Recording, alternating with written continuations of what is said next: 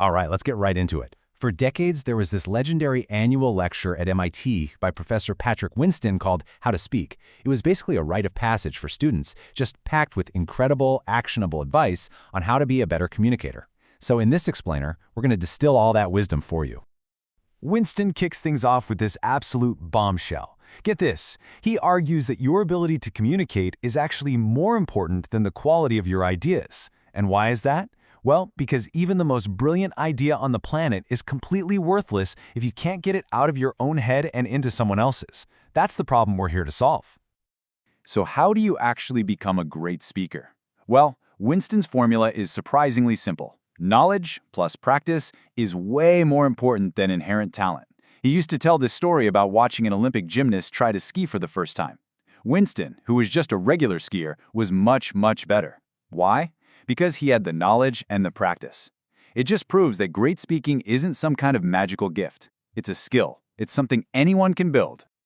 Now, to make all this super easy to follow, we're breaking his method down into 3 acts, just like a great story. Act 1 is all about the perfect setup. You know, how you kick off your talk to immediately grab your audience's attention and earn their trust. Okay, Winston's first rule for the setup is a little counterintuitive. Whatever you do, do not start with a joke. Think about it. At the very beginning of a talk, your audience isn't warmed up yet. They're still kind of settling in, getting used to your voice. A joke is probably just going to fall flat. So instead, he says you should start with a promise. And this is exactly what he means. It's called an empowerment promise, and it gives your audience a really concrete reason to listen to you. You're telling them exactly what value they're going to get out of this. It's not just an agenda, it's like a contract. You're promising to empower them with a new skill or new knowledge. All right, on to Act 2. This is where we really get into the nitty-gritty of delivery. We're talking about the tools of the trade, like your slides, and the really common crimes, as Winston called them, that even the best presenters sometimes commit. And this slide pretty much lists the usual suspects, right? We have all sat through presentations that were just plagued by these issues. But these aren't just minor mistakes. They actually stop your audience from understanding you. Every single one of them is a barrier between your idea and your listener's brain. Here is one of Winston's most famous lines. See, whenever the AV folks would tell him they needed to dim the lights so people could see the slides better, this was his response. His point is, a dark room signals our brains to go to sleep. Your goal is engagement, not a group nap. So keep the room lit and, just as important, keep the slides simple. So, here's the really crucial point. We humans only have one language processor. So if you fill your slide with text, your audience has to make a choice. And you know what? They will always choose to read the slide instead of listening to you speak. In that moment, you've just made yourself totally irrelevant. Your slide is now competing with you, and it's winning. So how do you fix a bad slide? Winston gives us this beautifully simple 4-step detox. First, get rid of any distracting backgrounds. Second, ditch the logos and unnecessary titles. You can just say the title out loud. Third, and this is the big one, slash the word count. And finally, get rid of the bullet points. They're really just adding visual clutter. And what about font size? Winston's rule of thumb here is a minimum of 40-point font. Now, why so big? It's not just about being able to see it from the back of the room. It's a constraint. It's a clever trick that physically stops you from putting too many words on the slide in the first place. It forces you to be concise.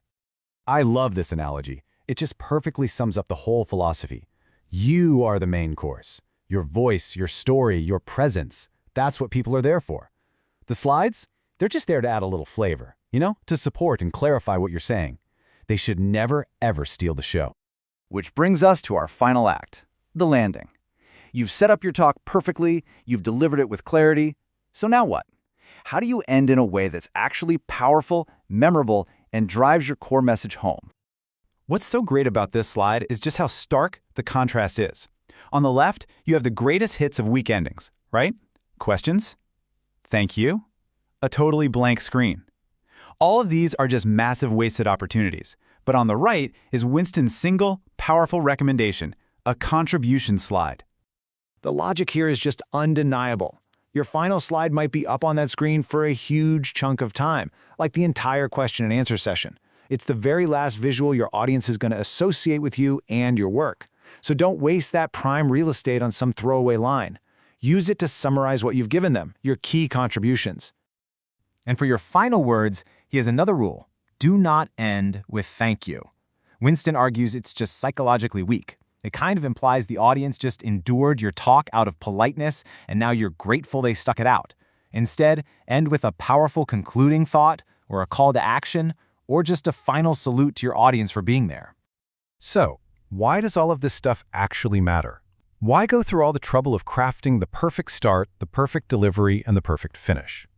Well, it's not about being slick or being a performer. It's about fulfilling a duty to your own ideas. And this quote, wow, it just brilliantly illustrates the ultimate point. This beautiful metaphor frames effective communication not as an act of ego, but as an act of care. You've worked hard on your ideas. They deserve to be presented in the best possible light. You owe it to them to dress them for success. So we're going to end with this. Professor Winston's lecture wasn't just theory, it was really a call to action. So think about the projects you're working on right now, the pitches you need to make, the concepts you need to teach. What is the one idea that you need to stop sending out into the world in rags? That's where you can start.